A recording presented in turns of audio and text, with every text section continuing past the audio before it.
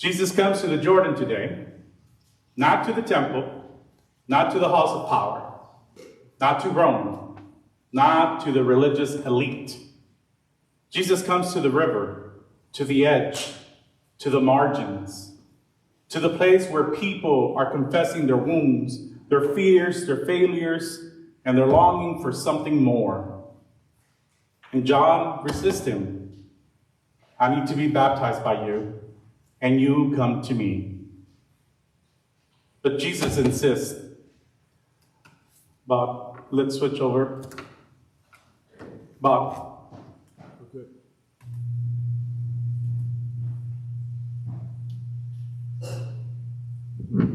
Let it be so now, for it is proper for us in this way to fulfill all righteousness. Jesus does not exempt himself. Jesus does not distance himself. Jesus does not say, the law will protect me. Jesus steps fully into the waters where vulnerable bodies stand. And that matters, especially now. Because today, we are drowning in dehumanization. This past week, Renee Good was killed by ICE. And almost immediately, the excuses began. She should have complied. She knew the risk. She broke the law. I need to say this clearly, because it must be said from the pulpit.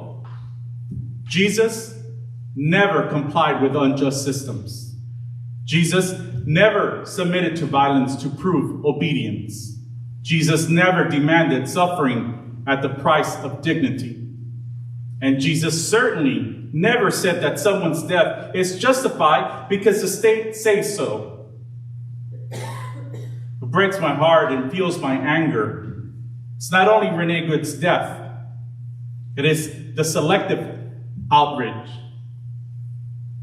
In that outrage, countless people of color have been killed by ICE or died in its custody. Families torn apart. Lives erased, names forgotten. Take a look and see how many names appear before hers. People of color, immigrants. Where was the outrage then? That truth should disturb us, because it exposes how deeply conditioned we are to measure whose lives are worth defending. And church, this is not new. This is not accidental. This is exactly the kind of injustice baptism calls us to resist. In our baptism, we make vows.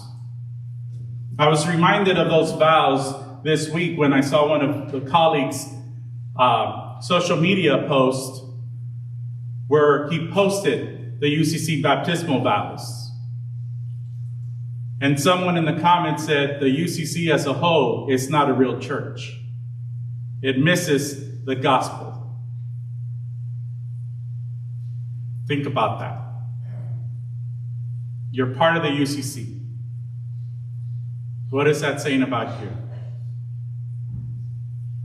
Because since the UCC was born, it has been about social justice.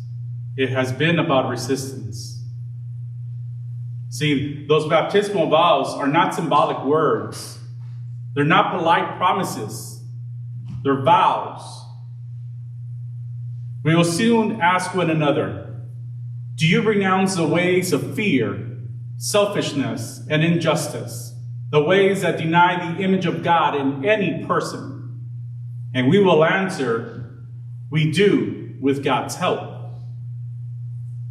But too many Christians in this nation have forgotten what they renounced. They have replaced courage with compliance, compassion with cruelty, truth with talking points. They demand obedience from the vulnerable while excusing violence from the powerful. We tell people to follow the law while the law is weaponized against them. We tell them to attend their court dates, only for ICE to be waiting. We tell them to spend thousands on lawyers, only to be told, prepare yourself for deportation. That's where almost everyone is going.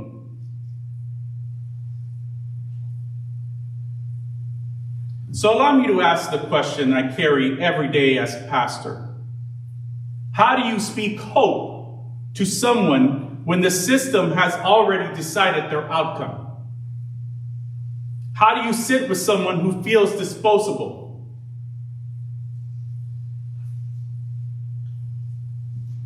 I ask this because last week someone did go see a lawyer, and that's exactly what they were told. We can go through the process, but you might as well pack your bags. And they're here legally. They're just not a citizen.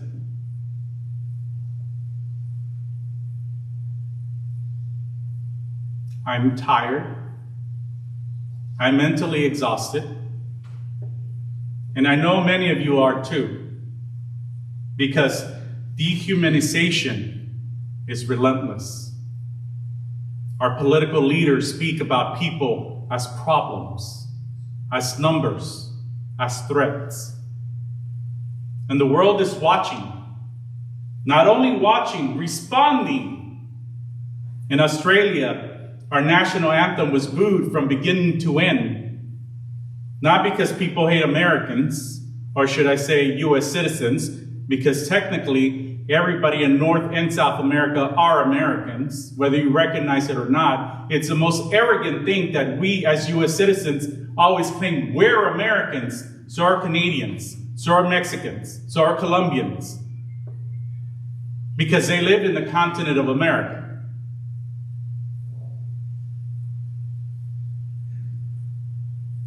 See, they don't hate us, but because they are witnessing a nation that claims moral authority while abandoning moral responsibility. That is their response. This false us versus them narrative is a lie. The truth is this: the rich and powerful are not fighting for us. They never have. They never will. See, and there's a meme that I saw last week that pretty much summarizes what's going on. And it captured it painfully well. The earth is a playground for a few hundred wealthy and powerful people. The rest of us are just the help. And church, if we do not wake up, we will continue to defend systems that grind us down while calling it patriotism. Jesus did not come to protect empires. Jesus came to expose them.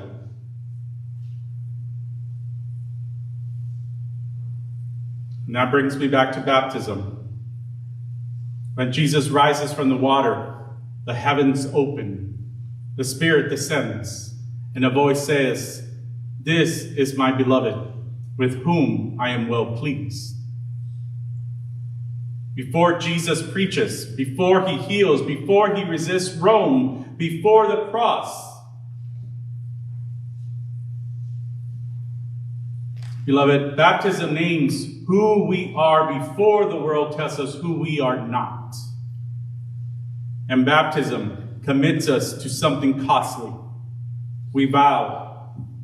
Do you choose the way of Christ, the way of courage, compassion, truth-telling, and the healing of the word, of the world? That is not a comfortable way. It is not a safe way. It is not a guarantee of approval. And then the final vow: do you commit to walk together as one body? One, trusting God's mercy, resisting tyranny and evil in any form, and seeking joy in the work of justice. Resisting tyranny is not optional. Seeking justice is not secondary. And this matters not only in the streets, but in the life of this church. Last Sunday, St. Martin's Episcopal Church closed its doors, not because they lacked faith, not because they failed, not because they did not try, but because waiting too long, even with good intentions, can still lead to the endings we never wanted. This is not a judgment. It is a caution. We pay tribute to their community. We grieve their loss. And if you would have attended, you would have seen that the Clergy Alliance wrote them a letter from the 3 remaining churches that participate in the Alliance, speaking to that, speaking that our doors are open to them. See, we must also listen to that lesson. Our transition towards a new building, a new season, a renewed future. This is not something we can afford to lose focus on. Faithfulness calls for boldness in both timing and belief. Baptism does not call us to nostalgia. It calls us to movement. Jesus did not dehumanize anyone, not sinners, not oppressors, not those who misunderstood him, not even those who crucified him. But loving does not mean excusing harm. And compassion does not mean silence. We are called to resist because we love. We are called to love because we resist. So hear this today. If you are angry, you are not faithless. If you are tired, you are not weak. If you are grieving the state of this nation, you are not alone. But baptism reminds us that despair does not get the final word. The Spirit descends.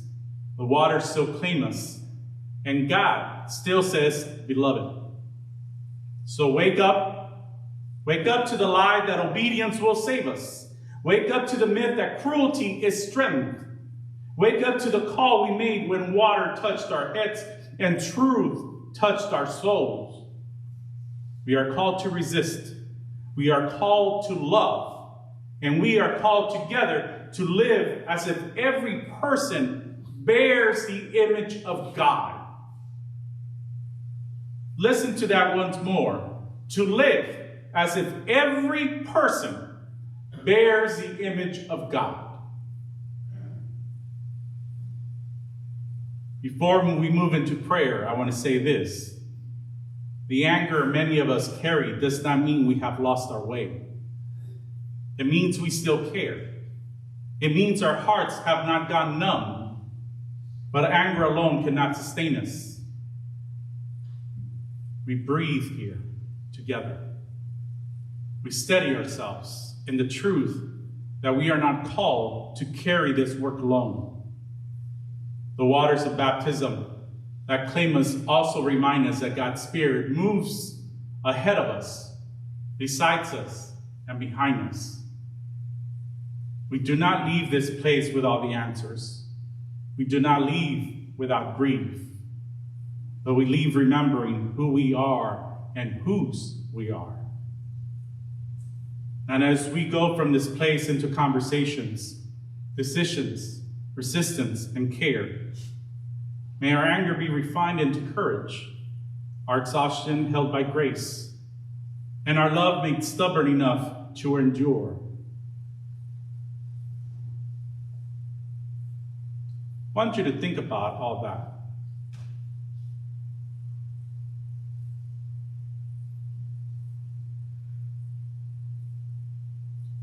If the tables were turned,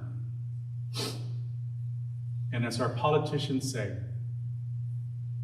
that if someone's in a vehicle and it looks like they're coming towards them, it gives them the right to shoot and kill. This should not the same be applied to ICE agents who have been running over people, who have been crashing other people's cars, who have left cars running in the middle of the road, who have kidnapped kids in their pajamas in the middle of the night,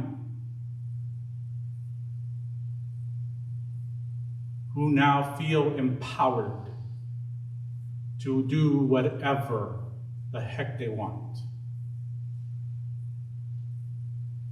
And if someone is only doing their job,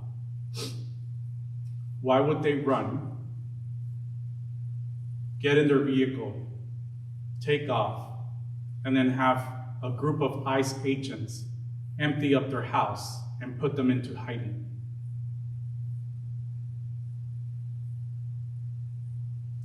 Why should we drag Renee's name through the mud because she was doing something good? She was standing up for those who feel they don't have a voice, who don't feel they have the power to speak up.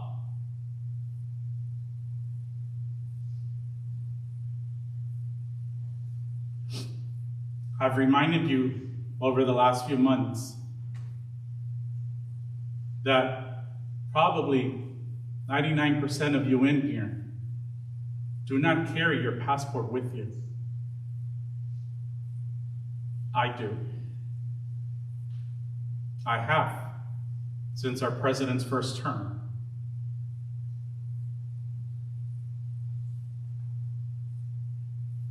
How many of you feel compelled that you have to carry it with you? How many of you have ever thought that you need to carry your birth certificate with you?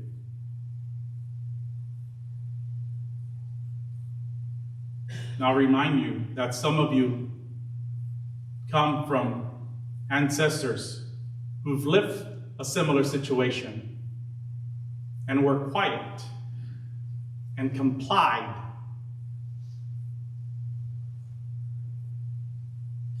And it doesn't seem like we've learned our lesson.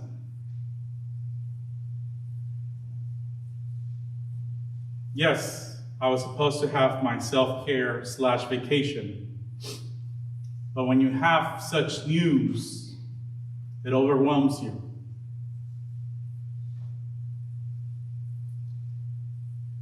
And even when that individual was gunned down last year, that was a loss of life. Whether we agreed with him or not,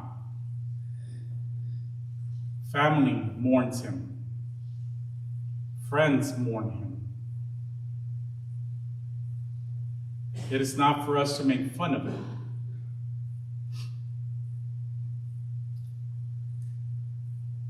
Yet, endlessly, since the moment she was shot and killed, Renee's name has been dragged through the mud.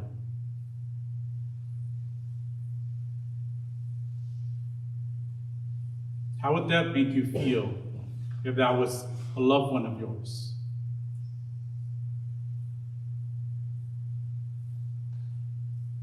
See, but I also want to point out that friends of the family created a GoFundMe fund for her family. And rather quickly, it raised over $100,000, which is phenomenal. But you compare it with that family of a black man, and he had $30,000+. What does that tell you? Again, selective outrage.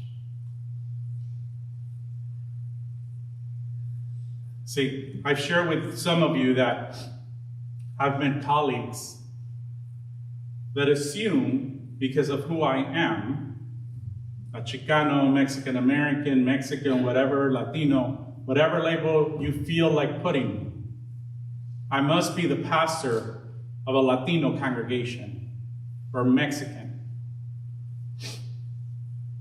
What does that say? Even in the circle that I'm in sometimes, by people who mean well. And I just chuckle. And I say, no, my congregation is predominantly German ancestry. and has been around for over 130 years. And they're like, oh. I said, show me how many Spanish-speaking or Latino-based congregations in the UCC. Maybe a handful of them in the whole country.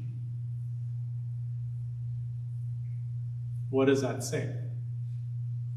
Just like if I were to apply at most Black congregations, probably would not be their first preference. See, but this is where Christ Church is ahead of the game. Not only did you call me once, but twice, so that's on you. I'll remind you that constantly. But my predecessor was female, and you had her serve you for 30 years. And it doesn't matter what relationship you had with her. The point as a whole, as a community, you had her serve as a pastor of this congregation, when even today that is not very popular. So I want you to look at that. And maybe some of you thinking we should be doing more. And yes, we should. But don't forget to give yourself credit for a few steps you have taken already. Because that is also important. That is also part of your story.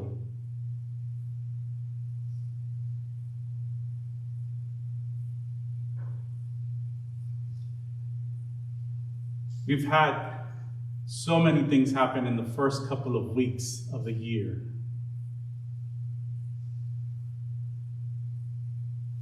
Our nation, where most of you, I know the pride that you've had, some of you who have served in the military, the pride that you've had for that. To be listening to where our country now sits in the image across the world.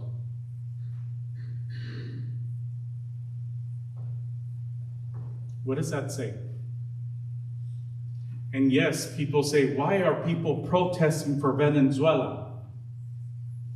Because unless you want to be ignorant, or you are, and not ignorant as in the negative connotation, but ignorant in the sense maybe you don't know the history enough, is that every time our country gets involved, particularly in Latin America, things go worse for the people of that nation. And someone who I did talk to, who was the one who went to speak to a lawyer, is from Venezuela. And I misunderstood their message. Granted, I wasn't paying really attention because it was Spanish, and well, you all don't let me speak a lot of Spanish, otherwise you won't know what the heck I was saying. And I understood that he was leaving. I was like, you're leaving? He's like, oh, no. I'm asking, are you back yet? I was like, oh, no, till Sunday. But he said, no, I'm not going anywhere. He goes, things are worse.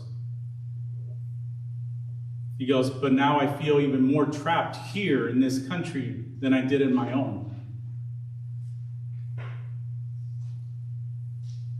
For a teenager to want to miss school instead of learning because he's being bullied by a white peer and her family joins in after school chasing him. That's here in this area. What does that tell you? Racism never went away. Xenophobia never went away. All that happened for years was subdued. But we now have political leaders that say, that's okay, bring it up to the forefront once again. And that's where we have to say that is not okay. To cut childcare for thousands upon thousands of parents. And then they'll get reported because they left their child alone because they have to go to work, otherwise they get fired, and then they have no money. Again, a system that is broken. So how do we fix it? Let us pray. God of the waters, God who meets us at the river's edge, who come to you tired, angry, grieving, and still hoping. You see the harm done in your name. You hear the cries of those treated as disposable. You know the weight carried by those who are told there is no future, no safety, no mercy. Hold those who are afraid today, those journeying through systems designed to break them, those mourning lives taken too soon, those wondering if anyone still sees their humanity. Hold us too, O God. We confess that we are weary. We confess that our anger sometimes weighs more than our faith, and still we trust that your Spirit has not abandoned us. Renew in us the vows we have made to resist fear, to tell the truth, to seek justice, and to walk together as one body. Give us wisdom for the decisions before this community. Give us courage to act when action is required. Give us compassion that does not grow thin or selective. And when we forget who we are, bring us back to the water. Name us again as beloved. Send us again into the world, not hardened, not silent, but rooted in your love and steady in your call. We offer all of this to you, trusting not in our own strength, but in your mercy. Amen.